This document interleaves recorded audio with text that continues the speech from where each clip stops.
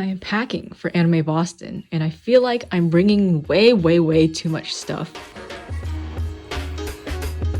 Anime Boston is an anime convention held in, well, Boston, Massachusetts, every year in the spring. Last year it had an attendance of around 25k. It has a very good reputation among artists, and it's pretty competitive to get in. Competitive as in completely random, since artists are picked by lottery.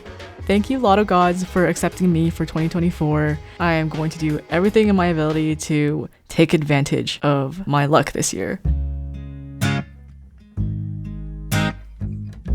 The convention starts on Friday, but my table mate Vivi and I flew in on Wednesday. We didn't have any hotel expenses to worry about since we crashed at our friend/helper's place. Oh, perfect. I also shipped a bunch of display stuff and inventory to him earlier, so I wouldn't have to take it on the plane.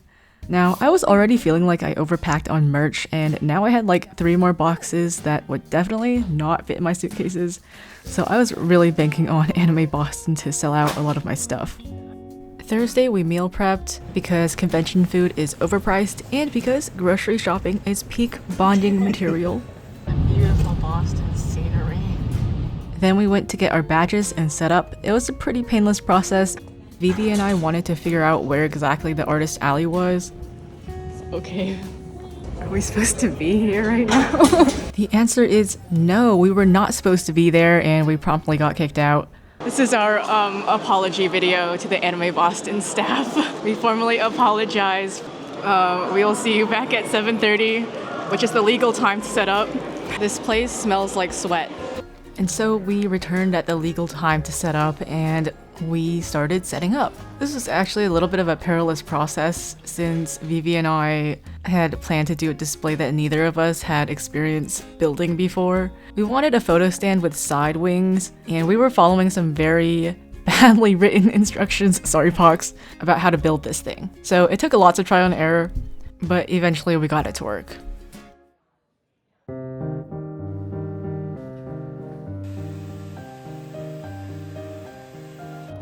Day 1, we got to the convention center about an hour early to finish setting up. The previous day, I had panic bought some lights on Amazon for next day shipping because Vivi had noticed that our booth was in between 2 ceiling lights, and so we were cast in shadow, and I thought that this was like a death sentence and that nobody would be able to see our booth. But as soon as we got there, we started making sales, and the sales did not stop, so I actually didn't have any time to set the lights up, and I guess they were not necessary. We're not even 1 hour in. We've already surpassed like an entire day's worth of Awesome Con. What time is it? It's 3:38, so we've been doing this for how long? 5 hours in. I've made 5 pages of sales, which is great.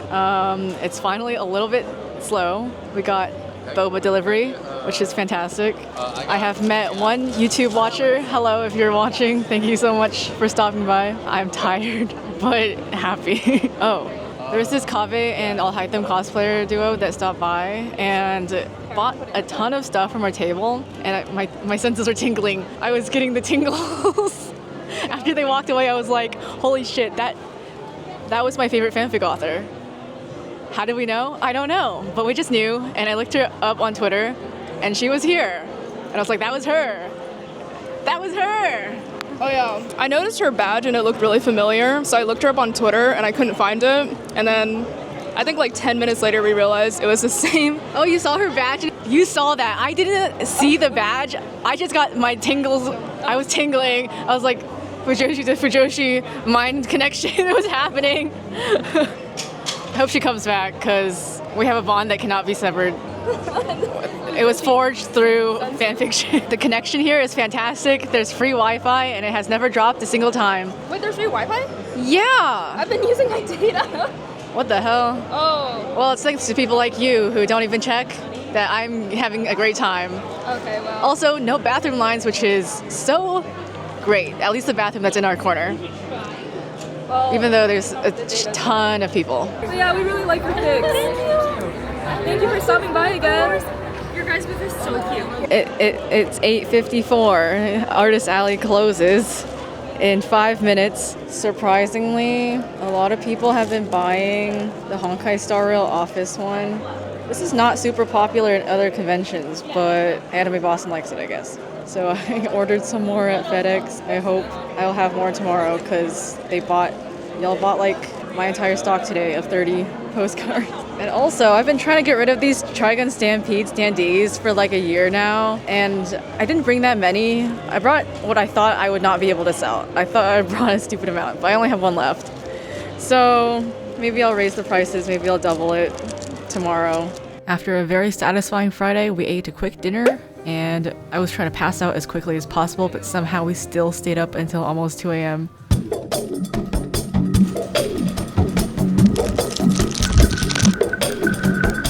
Despite our best efforts, we still managed to be a little bit late for Saturday. I woke up with a pounding headache. Turns out that wearing circle lenses, a wig, and a binder for more than 12 hours a day is not great for your health, but here we are again. We're doing it again. I have to say that this Artist Alley felt a lot more like a collective Artist Alley experience than any other ones I've done before. And it was probably because the staff was making a lot of announcements, and most of these announcements were in order to protect artists. Stop taking pictures of artist things. That is art theft. If an artist cannot hear you while you are doing transactions, speak louder. We were keeping track of how many times they told people not to take photos in the Artist Alley, and it was upwards of 15 times. This made me a little bit conflicted, as obviously I was vlogging the entire weekend. But, you know, Tiger, if you're watching this, please, please, please, may I have mercy? May I have mercy? Mercy on me, please. Hello, it is 8 p.m. on Saturday. We have to give a Saturday update. I've had to restock twice, so I thought I would review the places that we restocked and if it was good or bad decision. So first, I restocked the office print, this one. I got this at FedEx, and it looks really good. It may actually look better than the ones I got from Cat Print. So these two. The FedEx one is bigger and it's also a little bit more vibrant. I thought I might have an issue because I like my postcards with bleed, and they didn't have an option to not do bleed. So I was like, oh, it's probably gonna turn out to be shit. But it was okay. I got 50 was the minimum order quantity, so I got 50. And it cost $30, so it was about like 50 cents per piece. Next, I had to restock Arlecchino, and we got this at Sir Speedy's, which is across the street since FedEx was closed. And the colors on this are not accurate, and it costs $4 per print, which is not good, but we are doing last minute rush restock, so it would make sense why it's extremely expensive. So this is the original color. It's a lot more vibrant. I don't know if you can tell at all, but the colors on Sir Speedy's is a lot more muted, but people are still buying it. So other than that, I am very low on stock, and I don't feel like restocking anymore, but it's been a great Saturday. Probably my best one in history. Yay. I'm tired. Can you tell? Yeah, just a little bit. So the Artist Alley closes at 9 p.m., which is hellishly late, especially if you want to go to sleep at a reasonable time and have time to eat dinner before. But we were not about to let that stop the yearly yapping session. So we got together with some artist friends and spilt the tea. That's my favorite part about conventions, is meeting up with my friends, who I only see a few times a year.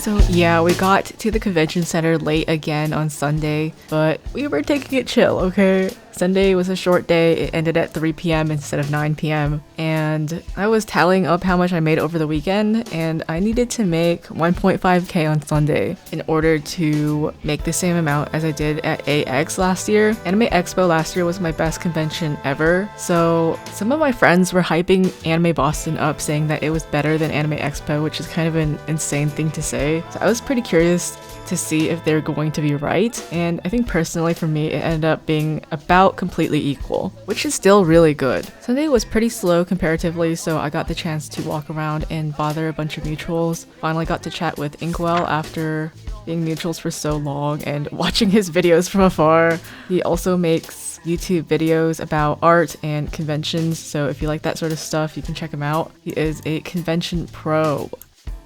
Greetings and salutations, Artist Alley! This is your god of mischief here, letting you know that Artist Alley is now closed. Please make your final purchases. So yeah, the convention closed, and this was the state of my booth. I sold a lot of display items, and it's just generally looking a lot emptier, which is great. That's exactly what we want to see. It means my luggage will be a lot lighter, and so we tore down and proceeded to celebrate our successful weekend. So sit down, listen, think for a minute. No, it might be hard, 'cause you're uneducated. Break down, face it, breathe for a minute. I'm about to help you with your manners and respect. Hello, welcome to the recap portion of this video. I hope you enjoyed the vlog. I know I definitely had a lot of fun at Anime Boston. It is now up there competing for one of my favorite cons. Although I feel like this time I just simply got really lucky because it seemed like the Anime Boston lottery gods just really wanted to make a college reunion happen for us. So me, Vivi, and the friend we stayed with, and also Fresh Boba and Mango Bun Art, who was across the aisle from us, and who we went to dinner with a few times. We were all from like the same K-pop dance club at the same college, which was not an art college. So we all happened to just be in Boston, and it was like great catching up with them. Although I would like to think that my luck will continue to be good in the future.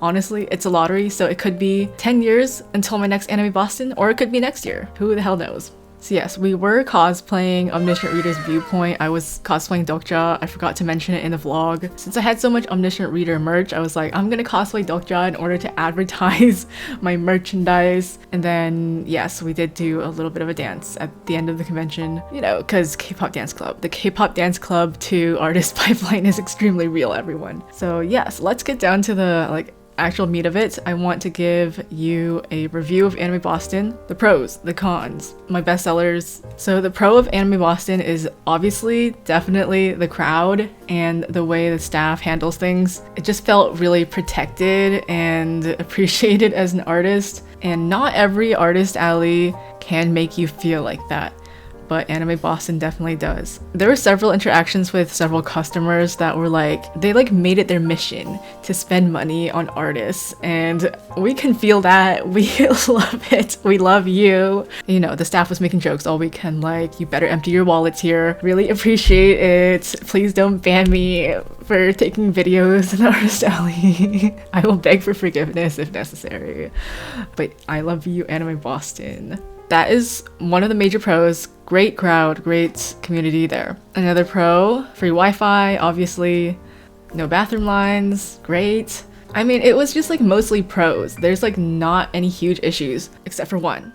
There was one major issue that I observed during the convention, and it had to do with the way the tables were set up. Okay, so Anime Boston staff, if you're listening, this is my main feedback, is that this layout is not good. I mean, the moment I saw this, I was like, why are you using boxes instead of aisles? I'm sure there's gotta be a reason why you chose to do this, but I think that, alright, here are the negatives I see. For context, this was my table right here, 138 in this top right corner. The whole weekend, this back aisle was experiencing extreme congestion, and they had people stationed throughout this place yelling at the crowds to keep going, don't stop. They closed this area off in order to move some tables around, and I feel like the artists over here were probably a little bit stressed over that, having people yelling at near their booths the entire weekend. And also another con about this setup is that in general this map is just really hard to navigate. Anytime I wanted to find someone, it would be really difficult to find them because the numbers are not intuitively placed, and so it would be quite confusing in order to find people. Third is that this box orientation and the fact that you don't have any regulations about artists having displays that are going behind their table means that these corners are very prone to getting completely blocked off, And I mean, if you have a block like this where each corner, I assume these are pillars, like how are you planning for artists to get out of this? If each block has artists in the corners that are gonna have like displays that go all the way behind them, or they just don't organize their suitcases that well, or their like merch is just spread all over, like it is impossible to get through these corners. And I don't think I should have to explain why that's not a good thing, but it's not. First of all, we might trip over someone's photo stand and like collapse their entire thing. Second is probably like a fire hazard. And third, it just like makes it really hard for you to get to your table in and out, you know? So this is the only negative thing that I see about this artist alley is the general layout and the organization of this. But other than that, fantastic job. I also think this is like the perfect number of artists to have in an artist alley for a con of this size. So there's 183, I think, tables. So less than 200 tables for about 25,000 attendees. That is about the same proportion as Anime Expo, like proportion of attendees to tables of artists. So I'm not surprised why this convention ended up making a similar amount as Anime Expo for me.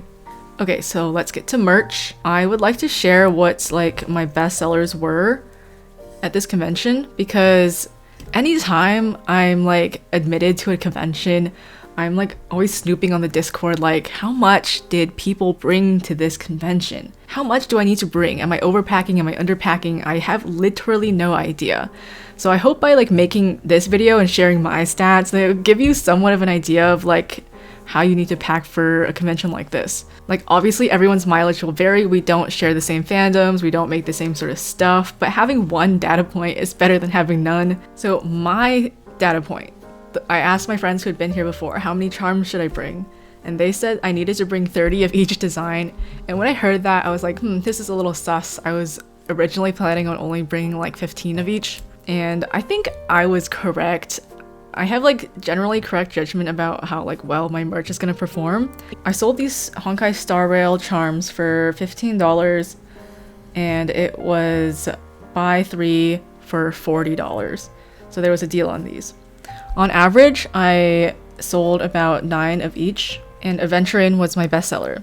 And this was because the story update for Honkai Star Rail dropped 2 days before Anime Boston, so if people were playing the update, they definitely would have gotten attached to Adventurin, and I sold 20 of him. Acheron was my second bestseller, I sold 14 of her. So these were the main characters in the story update. I'm not surprised that they did well. But for the rest of them, it was about 7 to 9 each. The Aura V standee, I was selling this for $25 and I sold around 20. And then this Trigun standee, I was selling them, I changed the price over the weekend, I just kept fluctuating it. Because they were going faster than I thought they would. Originally, I was selling them for $20 to $25 because I just really needed to get rid of them. I hope that's not rude to say, but I ordered way too many. I'm sure you will understand if you overstock on something. But usually at conventions, I like struggle to even sell one of these guys, but I don't know. I guess maybe it's just the price. But I brought 8 of these and they all sold out. So let's move on to prints. 11 by 17 prints I was selling for $20 with a buy 2 get 1 deal. And the average amount of large posters I sold was 16. So my best sellers were Arlecchino. I sold 45 Arlecchinos. I had to restock and buy 15 more. And the extra 15 cost me $67. That was so painful, but you know what? Like, I earned it back, I guess. And more people own this poster now, I guess. So I severely underestimated how much people were simping over Arlecchino. And then my second bestseller was Atla, and I wrote down that I sold 28 of these. And then the rest of them were just between 10 and 20, you know. And then for my 4x6s, I was selling them for $5. On average, I sold about 25 each of these small prints. And my bestseller for small prints was Avatar: The Last Airbender. I sold 80 of these. That is so many, guys. Like, really, thank you so much. And my second bestseller was Skate the Infinity. Guys, Skate is still alive and well. I'm so glad to see that. I sold 58 of these small ones. And then runner-ups for best-selling small prints were Office, this one, and Arlecchino. Those were both in the high 49s, around there. And my worst selling prints, I bet this will be interesting. This one, this Spy Family one, probably because I just have too many Spy Family options for people to choose from. And this OC one, like obviously it's OC, it's gonna be harder to sell. If you make a lot of OC stuff and it's your entire brand, I think you'll be fine. But since I am mostly like a fandom artist, people are not coming to my table to buy OC stuff. However, I did sell like a decent amount of like this OC stuff. So about like 6 to 10 of each OC postcard. I think that's pretty good. So yeah, I guess some additional things that may provide context. In the vlog, you may have seen that I was pretty surprised to see this office print do well because normally it doesn't. And I was thinking about bringing less, but I'm really glad I didn't. I think the reason why it did so well this time is because I put it so close, like at eye level for the customer, so that they could see all the details, because this is an extremely detailed piece and sometimes I would put it really up high in my displays or the display would be going behind me. I don't think that's very good for me because a lot of my drawings are really detailed, so I think in the future it is good for me to have displays that are clamped to the table so that it's like all the prints are up in the customer's faces so that they can appreciate all the details I've drawn. So that's just like a personal consideration. And then perhaps you are wondering if dressing up as Dokja like influenced anything. I'm not sure. I'm super not sure. There were a lot of people who liked Omniscient Reader at this convention, which is always fantastic to see. There was an ORV stamp rally that I wasn't invited to, but you know what? It's fine. Sad. But it's okay. They would have no way of knowing that I was coming to Anime Boston because I don't post on Twitter. But yeah, lots of ORV fans. You're my favorite. Don't tell the rest of them, but you're my favorite fans. One thing I thought was like interesting to note is that if you're table sharing, I table share quite often, but never before has my merch overlapped so much with my table partner's merch before.